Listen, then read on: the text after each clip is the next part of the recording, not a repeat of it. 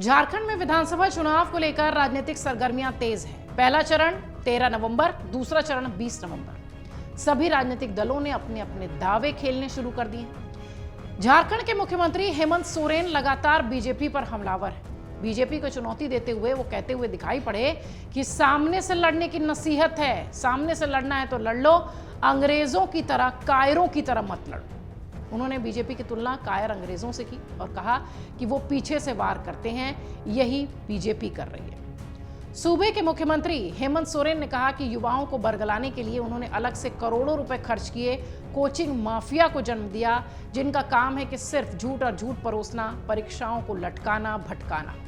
अब दूसरे राज्यों से लोग लाकर झारखंड में हमारे खिलाफ नेगेटिव बनाने की कोशिश हो रही है, नकारात्मक माहौल बनाने की कोशिश हो रही है। हेमंत सोरेन अपने इसी तरह के बयान से चर्चा में हैं। हेमंत सोरेन ने कहा कि मेरी छवि बिगाड़ने के लिए लाखों रुपए खर्च हो रहे हैं। हेमंत सोरेन झारखंड की सियासत में वो एक नाम नहीं है, एक शख्सियत है।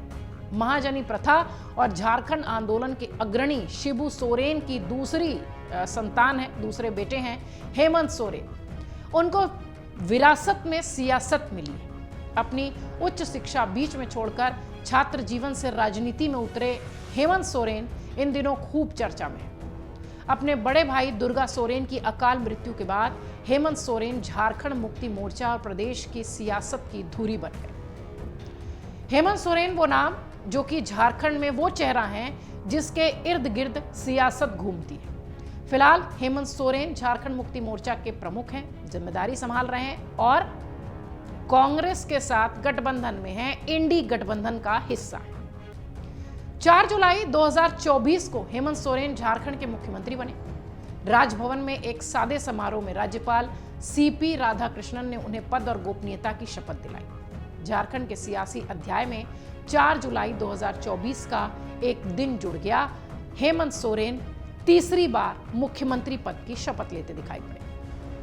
2019 इससे पहले का वो साल था जब झारखंड मुक्ति मोर्चा द्वारा विशाल जीत हासिल करने के बाद महागठबंधन के साथ मिलकर हेमंत सोरेन ने झारखंड की सत्ता संभाली। कोरोना काल में अपने काम से पूरे देश को प्रभावित किया और खूब उनका कद भी बढ़ा। उनका जो एक राजनीतिक महत्व था वो और ज्यादा बढ़ता दिखाई पड़ा। साल 2022 में कांग्रेस के 3 विधायकों के पास पैसा मिलना और सरकार को अस्थिर करने की कोशिशों के दौरान हेमंत सोरेन मजबूती से खड़े रहे।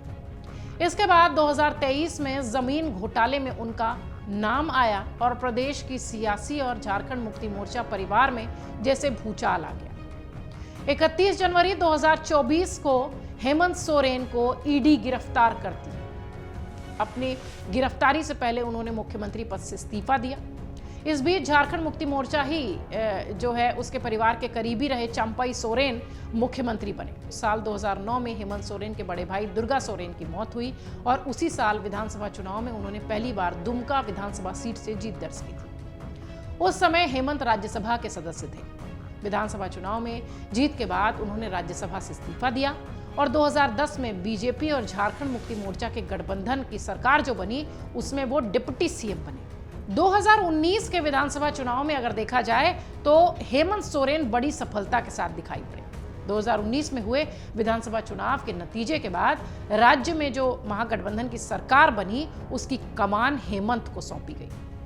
29 दिसंबर 2019 को उन्होंने दूसरी बार राज्य के मुख्यमंत्री पद की शपथ ली। कोविड काल के दौरान उनके प्रयासों की देश भर में चर्चा हुई।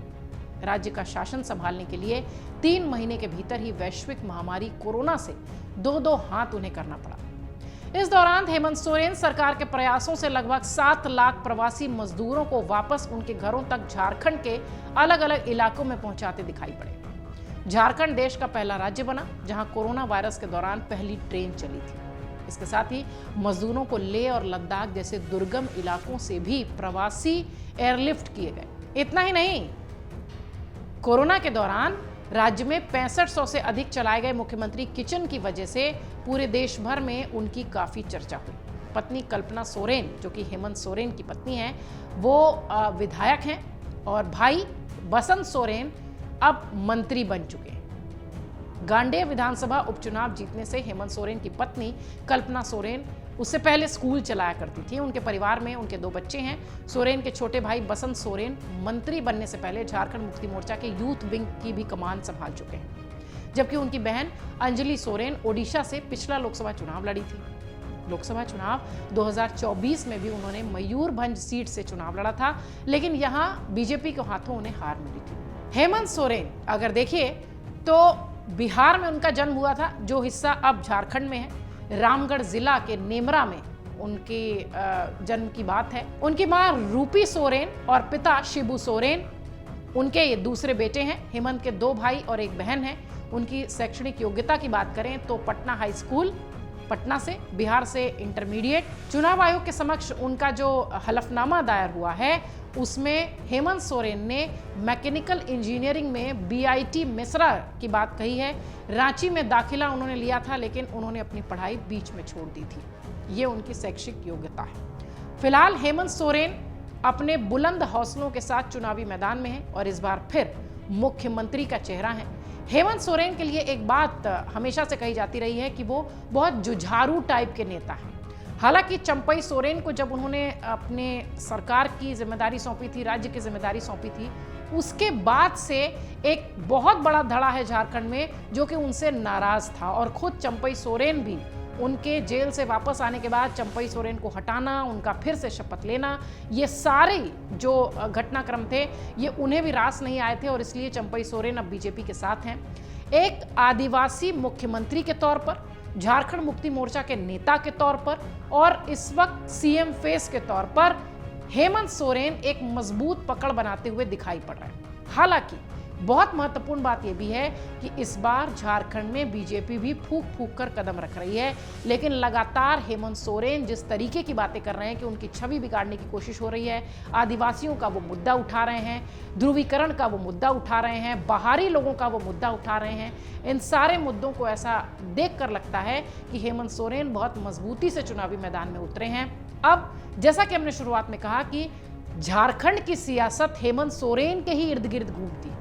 23 नवंबर को पता चलेगा कि हेमंत सोरेन के ये जो सारे बयान थे, ये जो उनकी सारी तैयारियां थी, या एक जो इमोशनल टच वो अपने वोटर से करने की कोशिश कर रहे हैं ईडी की छापेमारी के बाद, ईडी की कार्रवाई के बाद, देखना यह है कि ये सारा कुछ उनके पक्ष में जाता है या ये जो अपराध और भ्रष्टाचार वाला एंगल बीजेपी लिए दिखाई पड़ रही है, इससे उन्हें नुकसान होगा। 23 नवंबर हेमंत सोरेन के आने वाले राजनीतिक भविष्य का फैसला। अगर आप ये वीडियो YouTube पर देख रहे हैं तो हमारे चैनल को सब्सक्राइब कर बेल आइकन दबाएं और Facebook पर देख रहे हैं तो हमारे पेज को लाइक करें। 8 मिलियन प्लस सब्सक्राइबर, आपके इस भरोसे के लिए बहुत धन्यवाद।